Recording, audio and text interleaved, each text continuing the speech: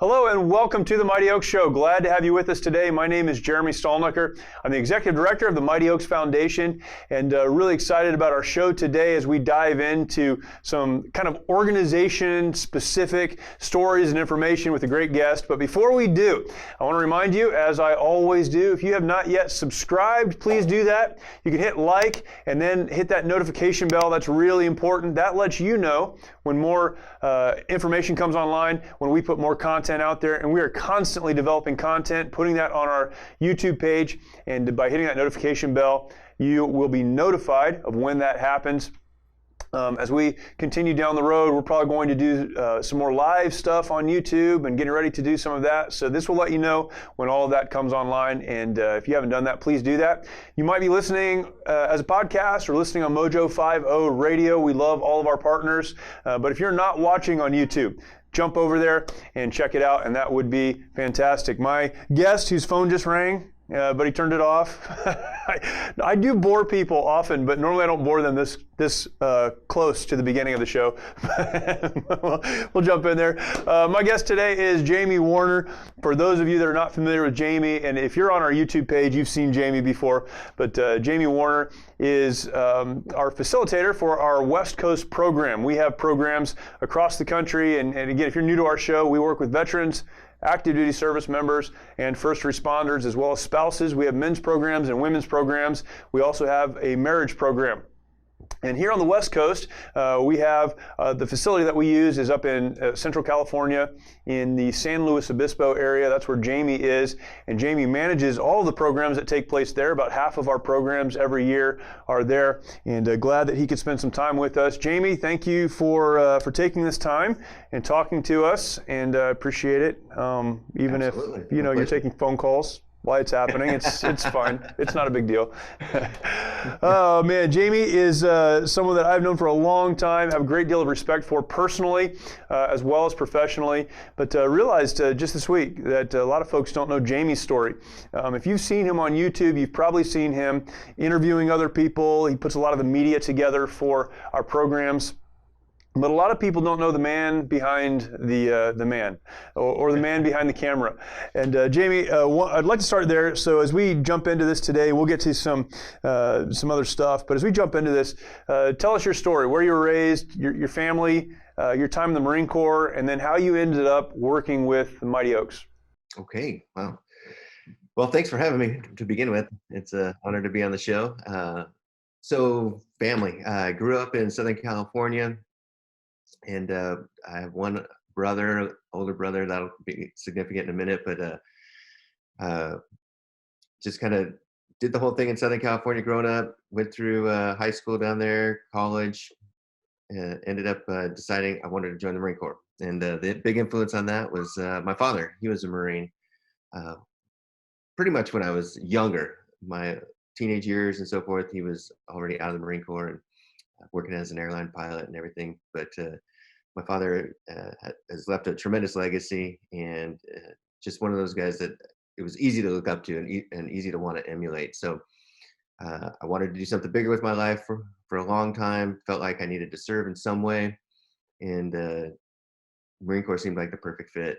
Yeah. Not that he had any influence on that.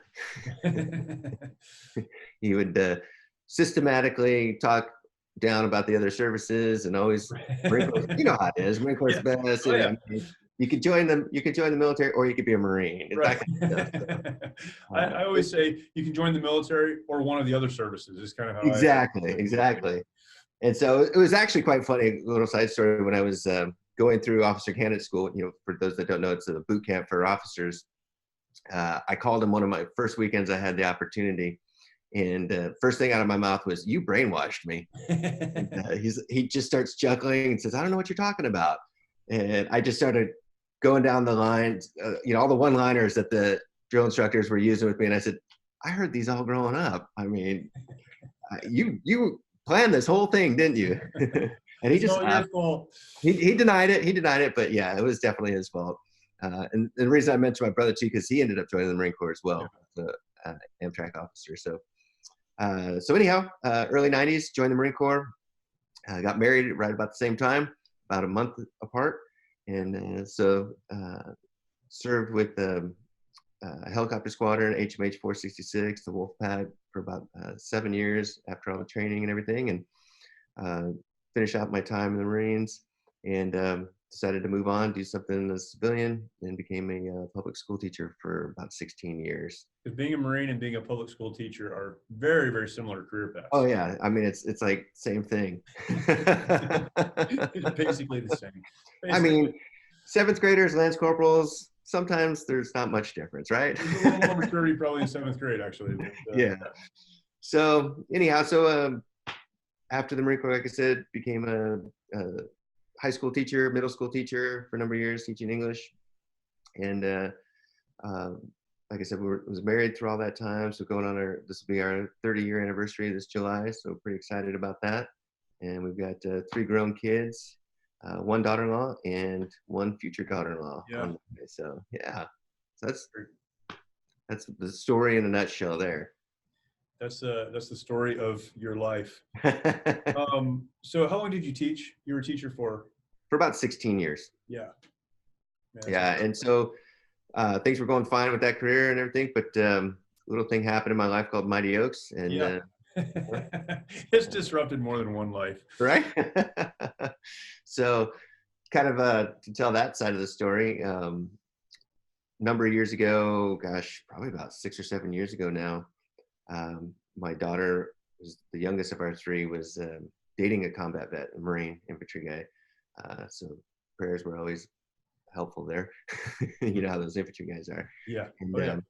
So anyhow, she was dating him. We had been pretty much out of the, obviously out of the Marine Corps for a long time, but disconnected in a lot of ways. Didn't really have much connection with the Marines or the military, other than an affinity for it and everything. And then we met my daughter's boyfriend, and just kind of seeing some of the struggles he was going through, and met some of his buddies that he served with. Same thing, just watching the process of what they're going through, and post-traumatic stress and everything. And really, my wife and myself, our hearts started breaking for them and for vets in general, and we became aware of the problem going on, and then started getting the national attention of the 22 vets or whatever it is committing suicide a day. And that number is so fluid. It seems like it's not, as we know, it's not a super accurate number, but really involved in the church at the time, been a believer for a long time. And I just, like any type A Marine, I figured, hey, there's got to be a ministry out there, so I need to reinvent the wheel. And I started praying about starting a military ministry to help these guys, and really prayed about it for a couple months pretty intensely. And then, as things just kind of evolved, I was at a meeting one early morning. It was right at the end of the school year. And one of the other guys in the meeting said, hey, I met these guys. They came to our church. They have a veterans ministry. And he starts describing what Mighty Oaks was, and didn't know much about it other than it was this program that guys go to. They help them with post-traumatic stress. And I'm like, wow, this sounds like what I was looking for. So got the information. It turned out it was one of our guys that used to be part of the program, Johnny Benton and Chad at the time. And so I went on the website and started checking out Mighty Oaks and seeing everything. And it was pretty cool because everything I was looking at was lining up with experience and skill set that I had. The marriage program, my wife and I have done marriage counseling, all those different things. And it was kind of interesting for me, as one of probably the only non-combat vet in the organization. And that was the piece that kept tripping me up. I'm like, well, I don't have any combat experience, and all their instructors, everybody's combat vets. But I couldn't get past that feeling that this was the right fit. This, like, God was calling me this direction. Yeah. And so I did the classic, you always put God to the test when you're not sure. So prayed that prayer, God, I need a sign. I need something tangible here, because it just seems like it's the right fit, but it doesn't at the same time, if not for that one thing. And so I was actually, like I said, I was teaching at the time, but I was actually working part-time in a restaurant too. And that night I was on a shift at the restaurant, and I'm just over in the silverware station, cleaning silverware, polishing silverware, and thinking about the prayer I'd prayed that morning, and just, what am I going to do with this?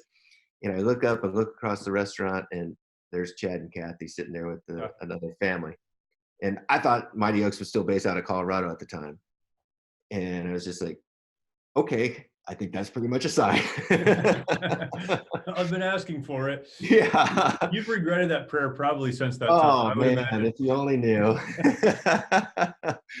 So anyhow, I went over, started up a conversation with Chad, and right, I mean, you know, Chad, right away, he's so welcoming and so inviting, and just was telling me, yeah, you know, come check out the programs, come to a graduation, come through the program, all this stuff. And that just started the process. So eventually made it to a graduation, uh, was just blown away, like most people are, first time you go to one of those graduations, and to hear the testimonies and just see the authenticity and the rawness of what was going on. And uh, like, I know it's a running joke with us now, but I remember telling you and Chad, because he'd given me the gate code to get up to the ranch, and I said, well, until you change that gate code, I'm just going to keep coming back. And so here I am, what is 6 years later, still coming back, and uh, they haven't changed the gate code on me yet. So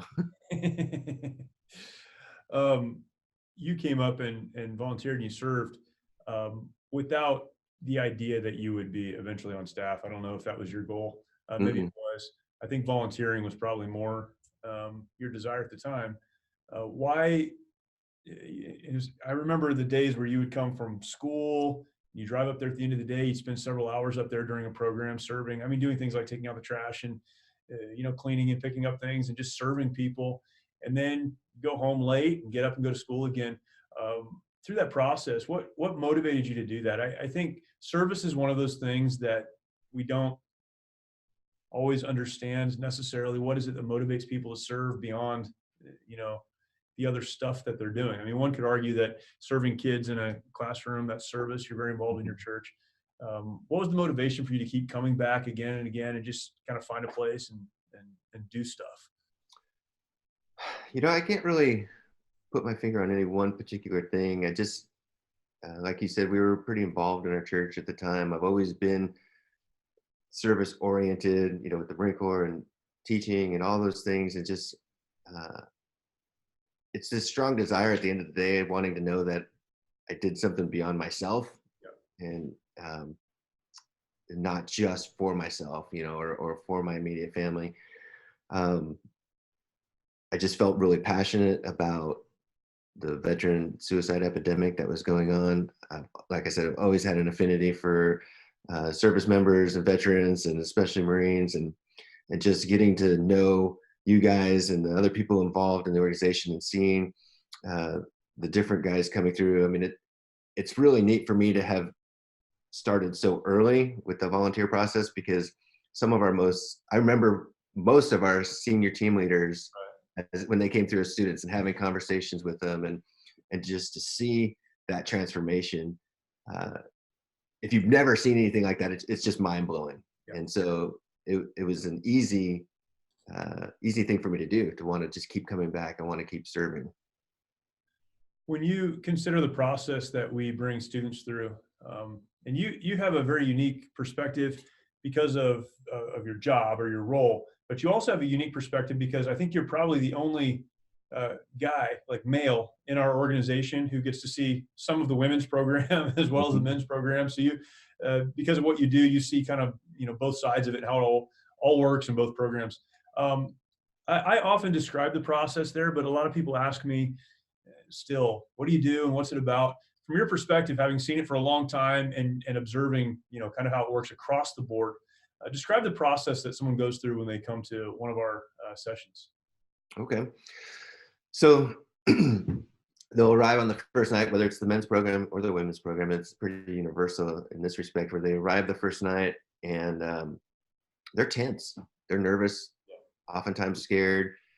You've voluntarily, or maybe been voluntold or forced to show up. You're at this program, you don't know anything about it, other than if you even happen to look on the website to see what it's about.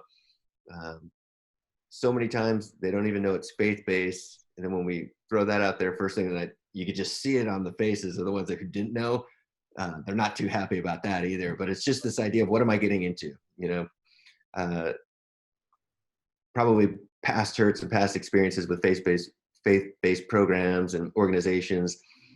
people are concerned that they're going to show up and we're just going to smack them upside the head with the Bible over and over and over until they say, okay, I'm sorry, I'm better now. But there's just that tension that's going on. And then throw on top of that, the people that we're servicing are all combat vets and first responders and type A personalities, and they've spent their whole life, professional life at least, competing with everybody else in the room. And so Monday night, it's just this weird tension mix, like I said, of fear, of anxiety, of one-upping somebody, and you're trying to figure out who can I take, who do I want on my side, all that stuff going on. And some weeks it's almost a hostile environment, not outwardly, but you can sense that. You can almost feel it, like for real.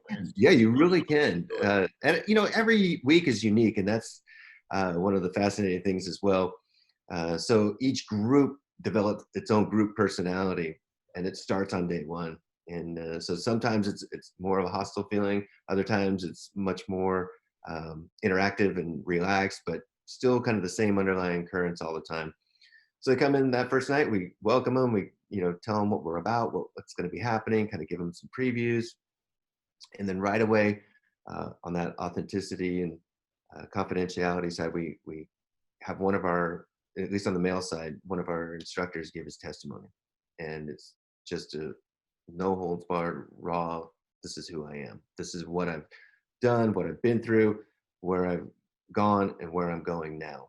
And that just opens the doors for the participants to relax a little bit, or maybe not, maybe get even more tense, and thinking that I got to do that.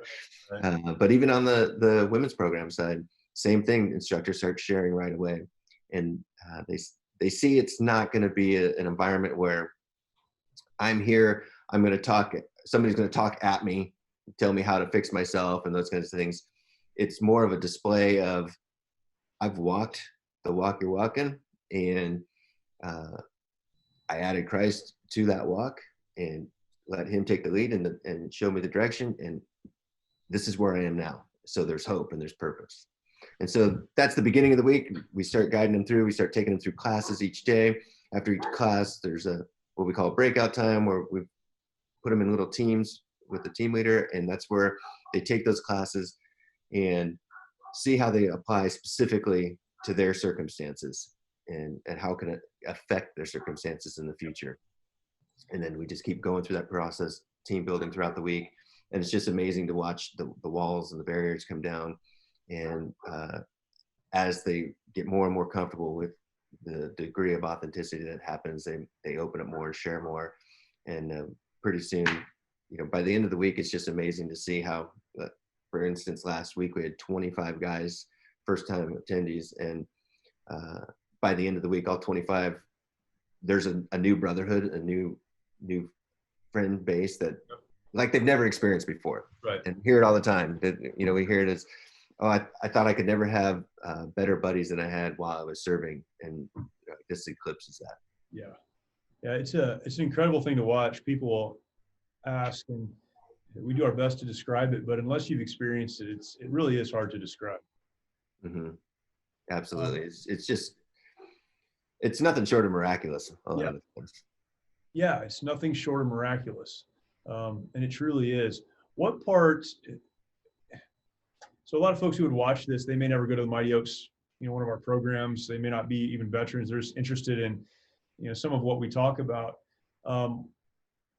What is to you the importance of the faith piece of what we do in this process? Because again, you know this, but for those watching, others or many of the students who attend the program, this is not their first program. Mm-hmm. Some of them have been through, long inpatient programs. They've tried to get a handle on this stuff. They're at a place in their lives relationally that is just broken. They are personally or professionally in a place often that's broken. That's not always the case, but often the case. They would be what we might describe as hopeless. And in a matter of days, that brotherhood that you just mentioned is developed, that hope is restored, or there's a glimmer of it at least out there somewhere, and people are able to begin moving forward in a meaningful way. They have the desire, if it's a relationship issue at home, to go back and start working on that relationship. And again, there are no perfect scenarios, but we see this happen again and again and again and again. And there are some factors that make it happen. Can you talk about the faith piece of that? Why is faith so important? Not just at Mighty Oaks, but generally when it comes to healing and restoration. Okay, so without faith, we're just like every other program that's out there. It's really the one thing that can give permanent healing.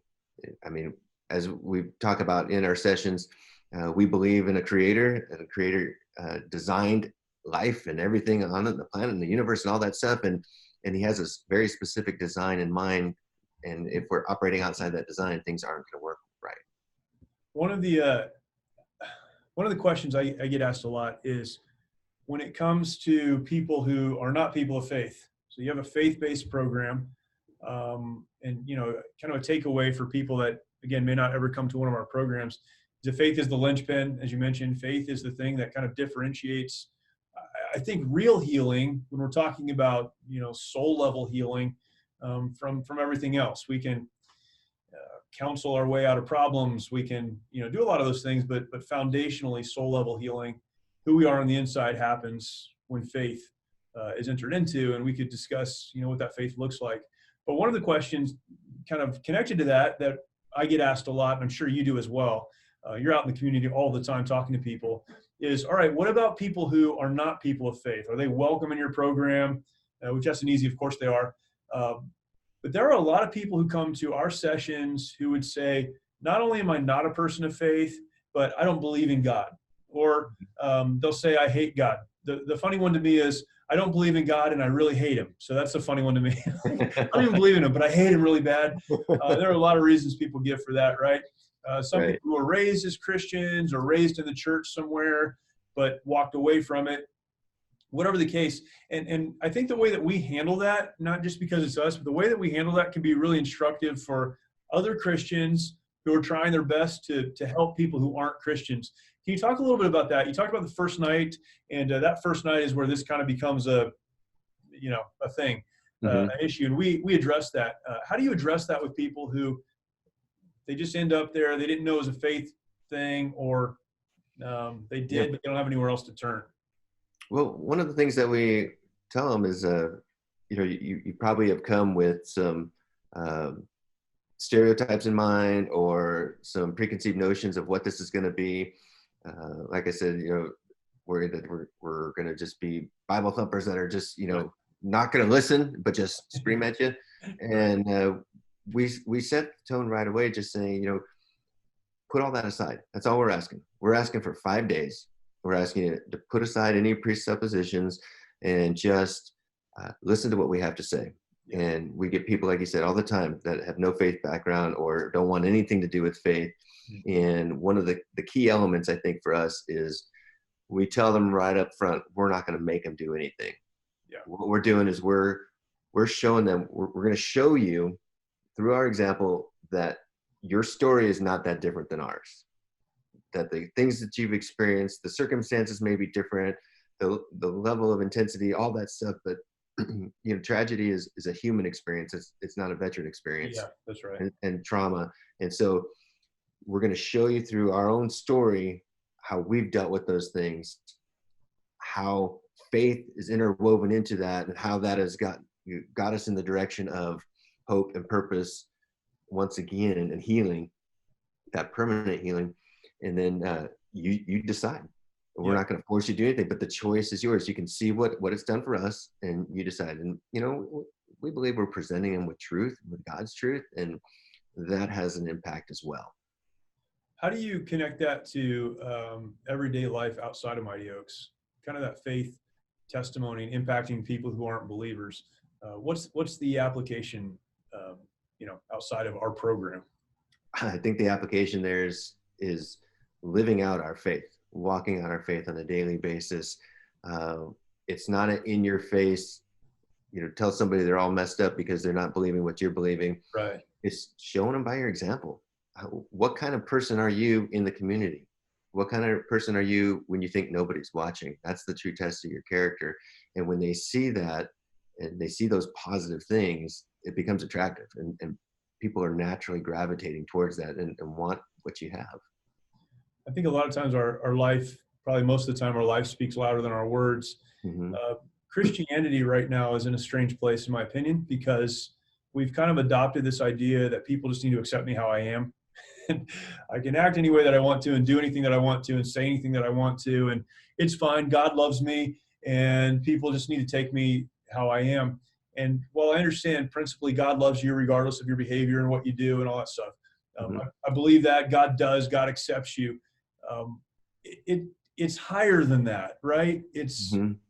I need to be able to influence others through the way that I live. It's not about gaining acceptance from God, but about connecting to people that really need to see, it sounds trite, but see God in me, or have an example of the fact that there is something bigger than this. Yeah, well, God calls us to strive to live like Christ, to live like Jesus did, knowing that we're not going to get there. But we don't do it out of an obligation. A Christian follows Christ and tries to act more Christ-like because of what he's already done for us. Right. That gift of salvation, that brutal death on the cross that only he could do. And then, raising from the dead 3 days later. It's because of that we want to be better people and do better things. So my thinking is, well, I want to make these changes. I want to be a better person. I want people to follow me. I want to leave this legacy that others would want to emulate. Well, how do I do that? Well, he's given us the blueprint for that. That's the Bible. Right. And it's not a bunch of do's and don'ts and rules, and you're never going to have any fun again because you're following the Bible. It's, again, it goes back to that linchpin idea where when you put the things into practice that are talked about in the Bible, the way we should be living, the way we should be acting, the way we should be communicating, all those different things, the way we should be loving others, then everything else will start clicking and start falling into place, and you'll have a better life. You'll have joy. Yeah. Happiness is one thing, but what God wants for us is joy. Yeah. Living a life aligned to your created purpose. Mm-hmm. That's the only way to find that. Okay, so faith, really essential. Obviously, we believe that, we say that, and we try to lead people into that place. So foundationally, faith is the linchpin. It's the foundation. But a tool that is used, that we use, I believe, extremely effectively, is testimony. And for those that don't come from church, testimony is your story. It's telling your story. And we use testimony, I believe, extremely effectively. That's one of the reasons we're able to get beyond so many of the personal and relational and personality barriers so quickly, is because of testimony. And I think that's a principle that extends, even beyond our program. Can you talk about the power of testimony and how that works, maybe in the context of Mighty Oaks, but then even beyond that? Sure. Well, the old saying, misery loves company. Yes. But I mean, there's truth to that. What that's really saying is, I'm going through something right now in my life that for whatever reason, it's wrecking my world. It's not that I want somebody else to suffer along with me, but it's when you hear somebody else's story, you realize, well, I'm not unique. This has happened to other people, or something very similar has happened to other people. When you hear this story and then you see how they've come out the other end, a better person for it, or been able to move forward in an effective way and not let it cripple them and not let it be something that keeps them from, as we say, getting off that X and living a fulfilling life.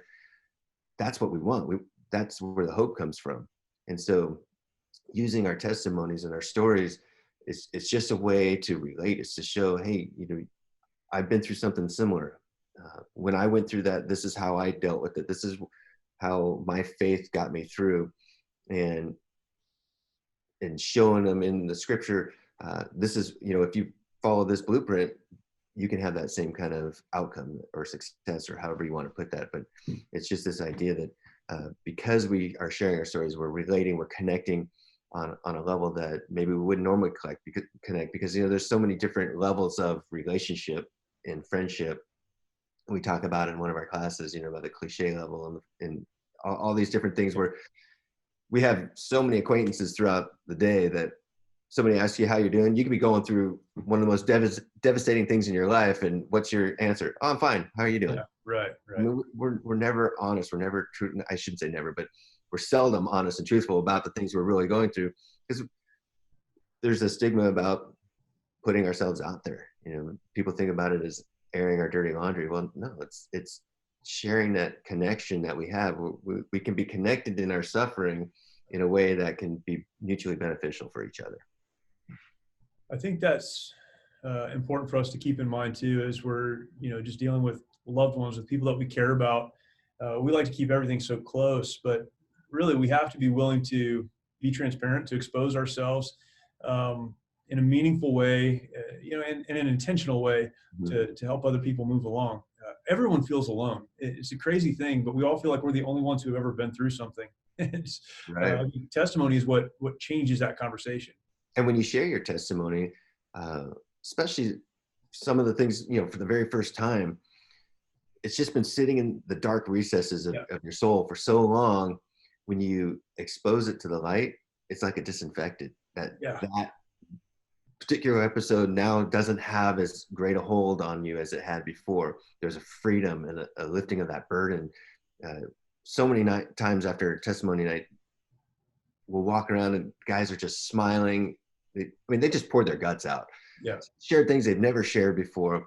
It's a nerve-wracking, exhausting thing, but yet there's a lightness in the room that is just incredible, especially when you contrast it to that Monday night. Sure. And it's because they've had that opportunity to get that stuff off of their chest. Or we use the analogy of the rucksack. They've been stuffing these different things in their rucksack their whole life, and it's just weighing them down. And you could just see the physical burden that they're carrying. And then they dump it all out there at the ranch or whichever site they're at, and they feel lighter, they feel relieved. And it's because they've shed that light on it. And so every time you share your story, that burden becomes less and less and less. So it gets to a point where it's ineffective at bringing you down. It's awesome. Yeah, the power of testimony. Another theme throughout our weeks, and it's what our program is named for, is legacy. You've mentioned that a number of times as we've talked just in the last few minutes, is legacy. What does legacy mean to you? Why is it important? Why would we name a program after it? And why is it kind of part of our common vernacular as we discuss things organizationally? Legacy is always there. What is legacy? Why does it matter?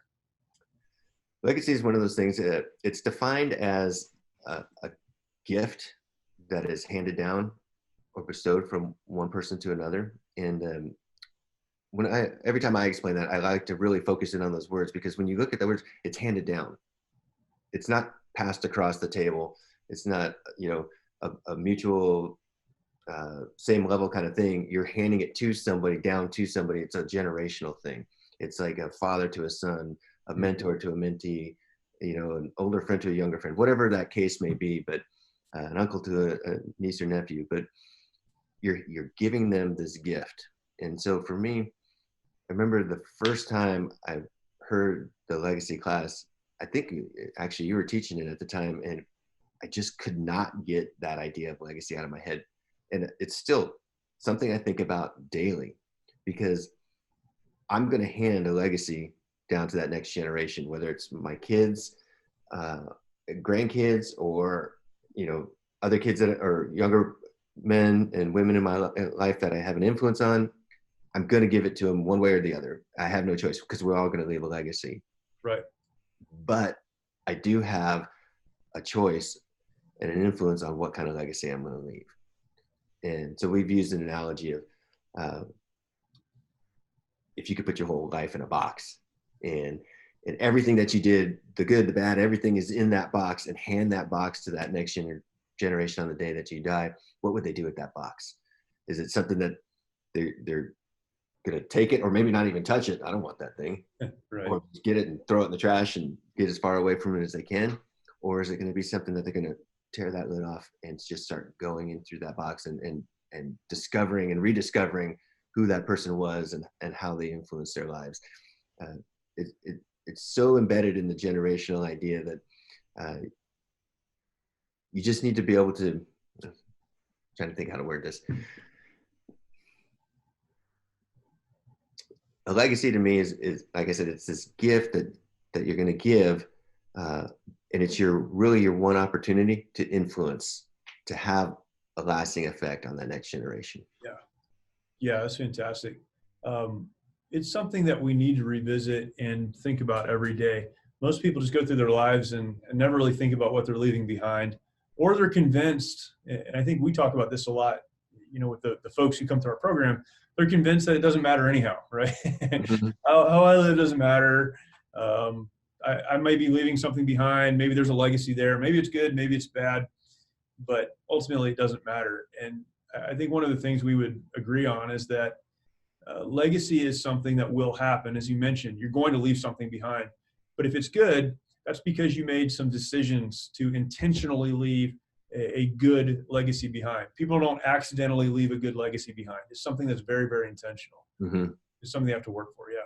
Oh, absolutely. And I think the key component in the intentionality is being a servant leader, Yeah. being a servant to others. In 1 Corinthians 15:31, the Apostle Paul says, I die daily. And I always go back to that. I remember when that phrase jumped out of the page of the Bible one morning and just wrecked my world. And I realized how much of my behaviors at that time were selfish behaviors. And we're always going to have selfishness in our lives. But at the same time, it's like, what do I want the greater outcome of my life to be? Do I want it to be a life of selfishness, or do people will remember that, not in a good way?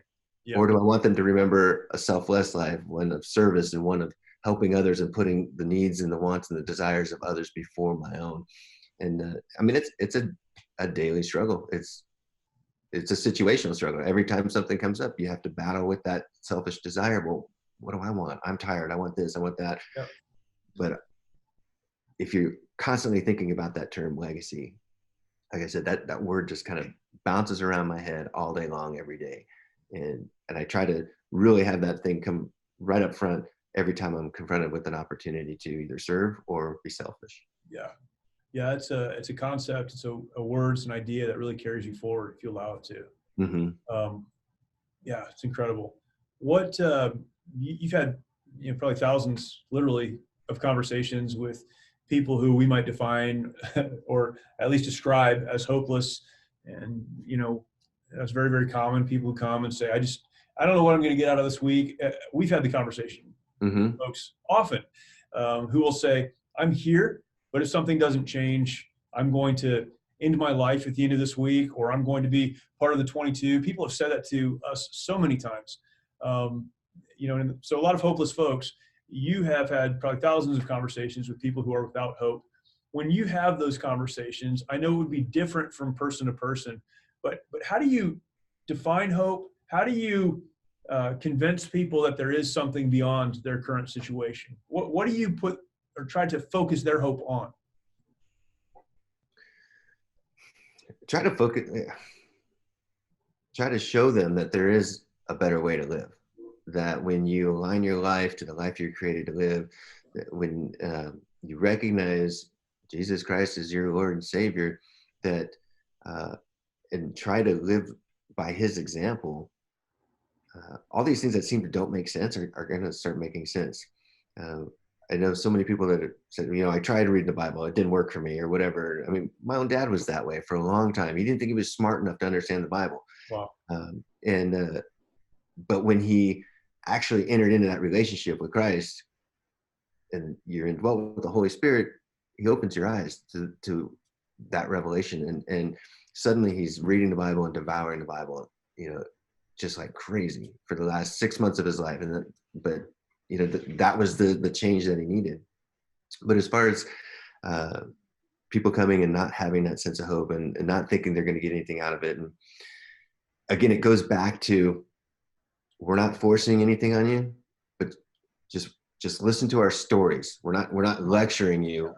We're not telling you how screwed up you are. You already know how screwed up you are. That's why you're here. Right. You're in great company in that case, because that's how we all are and were. And so just listen to our stories. See what this life of faith has done for us, and then make a decision. And you can go back to what you were doing, or you can try something different.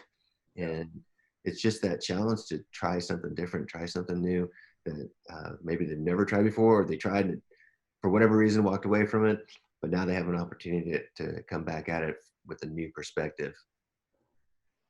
What are some of your, maybe favorite is the wrong word, but some stories of some people that have come through the program that stand out to you? Oh, wow. There's probably a lot of them, I would imagine. Yeah. There's so many now. Like you said, I can think of easily half a dozen faces right now of guys that came to our program that absolutely were set on ending their life at the end of that week. At some point, they had a plan in place if that our program didn't work for them. And to just see that transformation, I tell people all the time, my favorite thing about the week is that contrast between the first dinner, Monday night. Like I said, we described that whole atmosphere, and then you contrast it with Friday morning breakfast, and you would swear that we're all best friends. We've hung out for years. We've helped raise each other's kids. I mean, whatever. It's just amazing the camaraderie that's going on, laughing and joking and smiling. We get guys that literally couldn't smile if you told them to on Monday, and you can't keep them from smiling and laughing on Friday because of the transformation and everything that's happened in just that short of a time frame. But it's like I said, it's nothing short of miraculous, but at the same time, it's no big surprise when you consider the God that we serve. Yeah, that's awesome. Jamie, I really appreciate it. Thank you for taking the time to talk to us, but thank you for what you do. I don't think most people have any idea how hard it is to put a program together, bringing people from all over the country to one spot in San Luis Obispo, trying to make all that happen. And you do it well and continue to serve. So thank you. I appreciate that. Really It's an honor to be a part of it. Yeah. Well, thanks for continuing to do it, and we've got a great team. But if you're watching or listening, and you are someone who could benefit from a program like this, you've served your country or are serving, perhaps you're in law enforcement, the first responder community, maybe you're married to someone who is, and you're struggling because of their service and your service with them and through them, we'd love to invite you out to the program. We have sessions that take place not only in California, but also in Ohio, in Virginia, and in Texas all year long. There are programs going on, programs for men, programs for women. We even sponsor into a marriage program, and we love to include you in that. Go to our website, mightyoaksprograms.org. You can find a bunch of information about the organization, also a place to apply. Every program is free to those who attend. This is an important point for me to make. Won't cost you anything. And regardless of where you might find yourself on the planet, if you need to come, we'll make it possible. We'll take care of travel and get you to where you need to go. And we're able to do that because we have so many wonderful supporters that make that happen, and would love to invite you there. And we'll talk more about this in the program and share some stories going forward, but really appreciate you listening and spending the day with us or the time with us. Go onto our YouTube page if you have not yet. Tons of stuff, testimonial videos, information, helps, a lot of stuff there. Go take some time to look at that, and I know you'll benefit from that. If you have not yet subscribed to the channel, please do that. If you have subscribed and have not yet liked or hit the notification bell, please do that. Leave a comment, and we'd love to hear from you. Continue to provide content like this. Again, thank you for watching, and we'll talk to you next time.